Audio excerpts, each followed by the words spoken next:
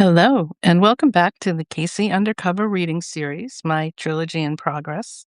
Here you can follow the writing as it unfolds. Learn what it means to put everything on the page without waiting to be perfect.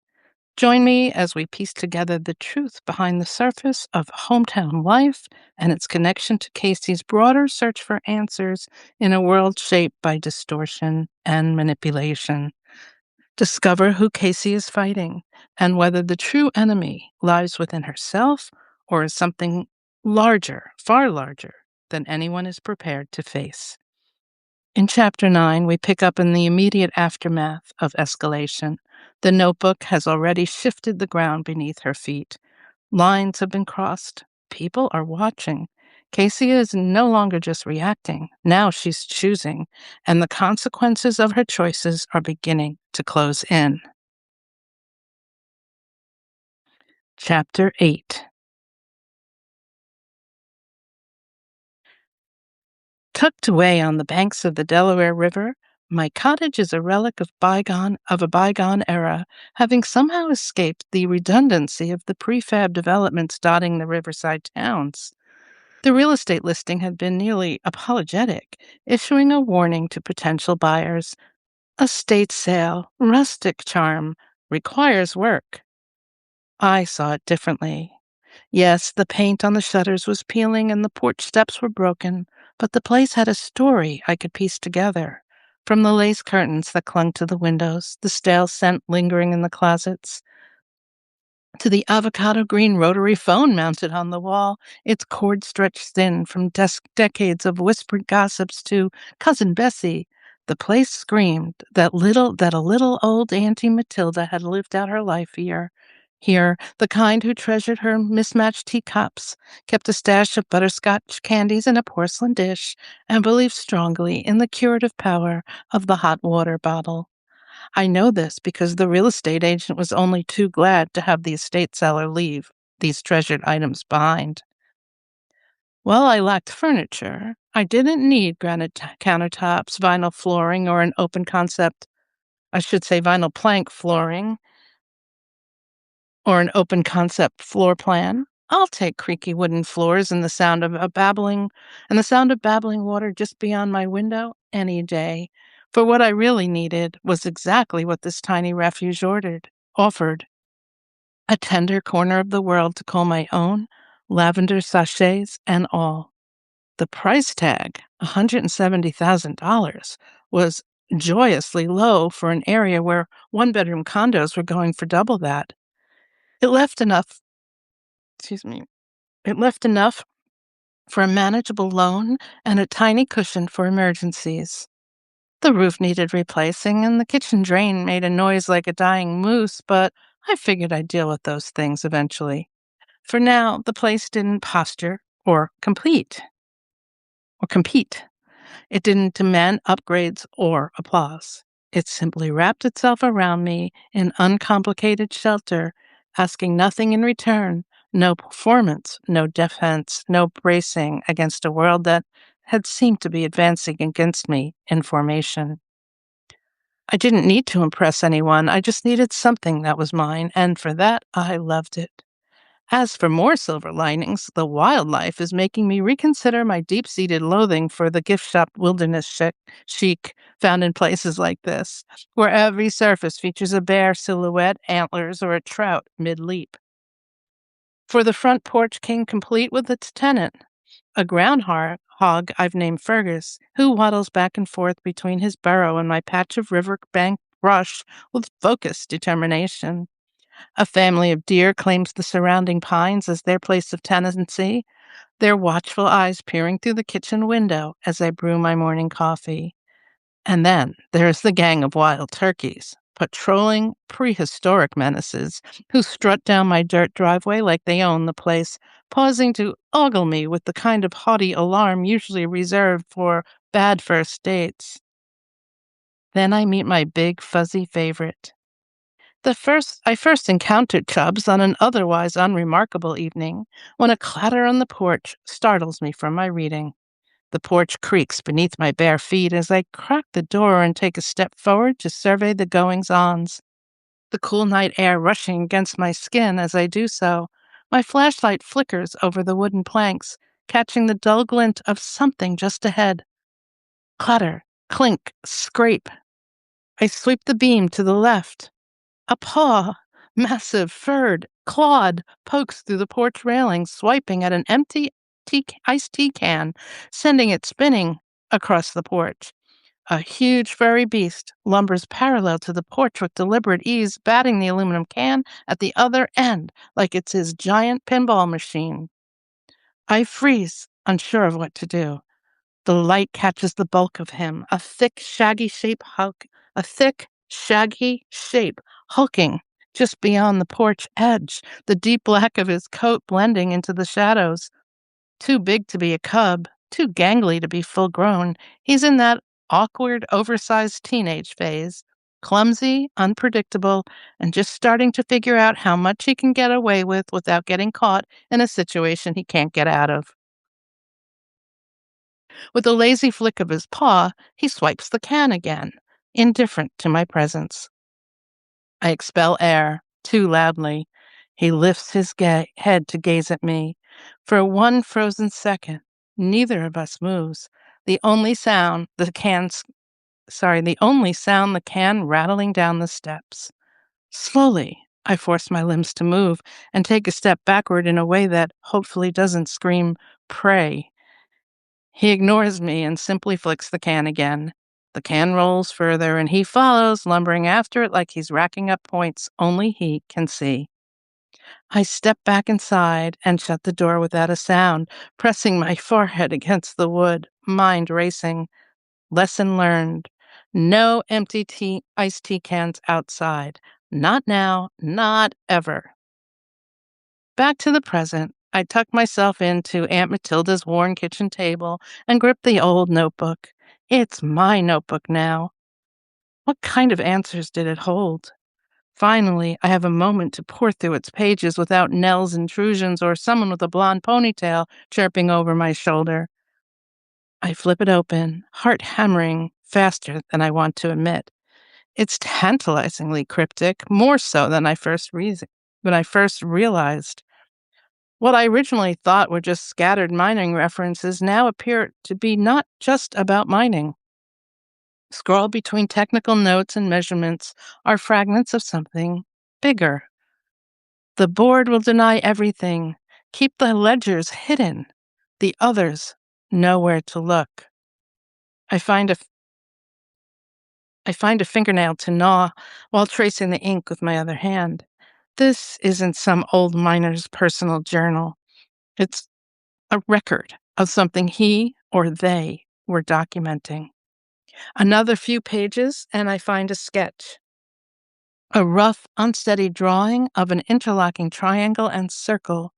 It's familiar in a way that bothers me, though I can't grasp why. I flip further, trying to thread things together, when my breath catches. Because there's that name again, Leighton. Faint, neatly penciled into a margin, part of a narrative I apparently belong to. I'm going to rewrite that to say, not part of a narrative I somehow belong to. I grip the notebook tight, my pulse racing. Was I just following a riddle out of curiosity, a trail of half-buried clues someone didn't want found? Or was I actually part of the story? I try to recall my father's stories, the old stories he would tell with tightness in his voice, the things he had felt compelled to explain or left unexplained. Let me just fix that because I just added that.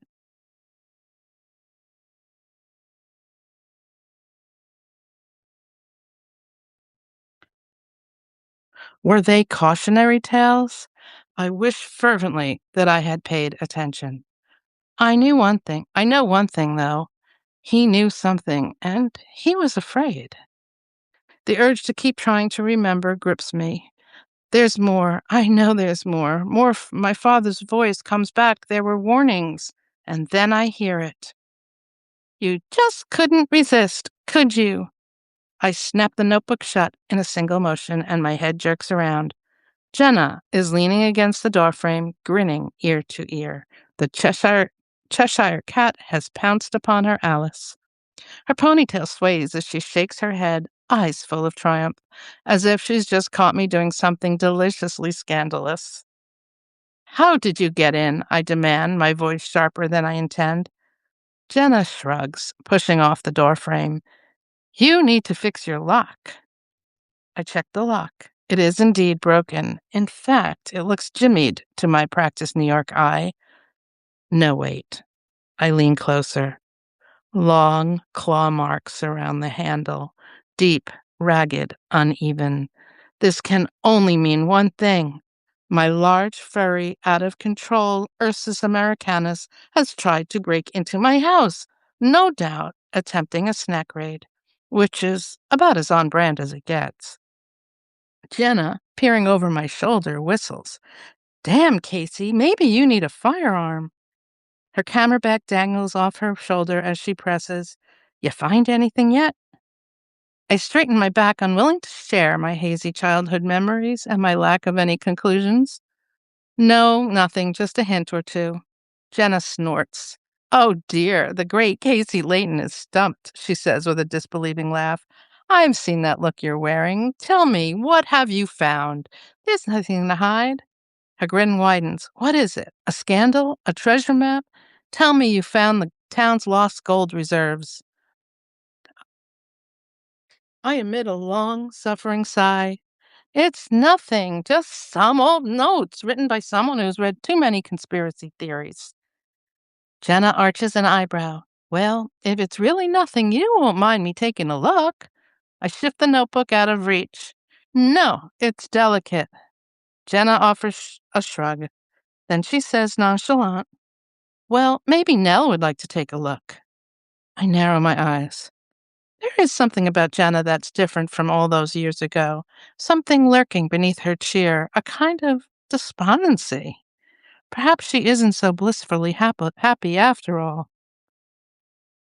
I say with a small laugh, I'm pretty sure Nell, the ever-watchful protector of library policies, wouldn't be thrilled about you helping me dig through trash for personal use. Maybe she'll ban you from the premises. Jenna grins, a somewhat sneaky grin that means she's about to take a wrecking ball to my life. I know what angle this documentary should take, she says. Oh no, Jenna, we said you'd leave that to me. This town, she continues, ignoring me, has a story, a big one, and I think that, she gestures at the notebook, I think that is just one part of it. I sigh, dragging a hand down my face. Jenna, I need to develop this in a way that makes sense. In what way, Cayce? A slow, drawn-out way that takes forever? I see you languishing here in some job that doesn't come up to one iota of your abilities. She says it like she knows what she's talking about. She continues with a flourish of her hand. I can see it, Cayce. It's about corporate corruption, something lurking beneath the surface that everyone knows and hides. She stops, suddenly. The way Nell got so upset when she saw the notebook. What is she? What are they all hiding? Corporate corruption? You want me to put another target?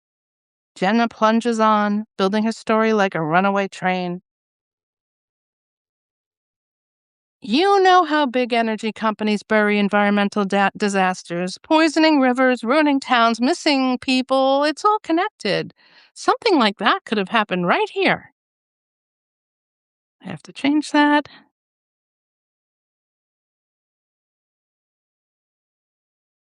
She might as well twist a knife in my gut. No, I state flatly, there is absolutely no proof. Besides, it's a tired story. No one wants to hear about environmental disasters anymore. They're depressing. Jenna's eyes flash. It got Erin Brockovich an Emmy. It was Julia Roberts, and it was an Oscar, I retort. Ah, so you're not too good for popular culture. I answer, it was a true story.